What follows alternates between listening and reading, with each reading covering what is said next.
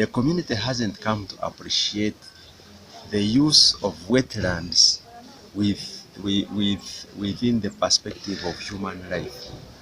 Wetlands are so crucial to human life. Wetlands are the source of water for all use, domestic use, industrial use, and even commercial use. Wetlands do the filtration of all water that runs on the surface of the earth, especially flood, storm water.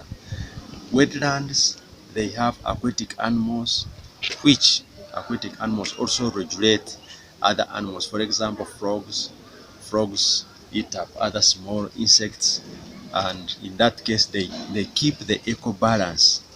So the critical constraint we have is our people have not fully internalized and appreciated that wetlands are very useful to human life. But we shall do that. We shall increase awareness, and when we do that, then we should have less activity in the wetlands, because due to population, due to urbanization pressure, people want to turn to wetlands to look for areas for settlements, to look for areas for industrial use.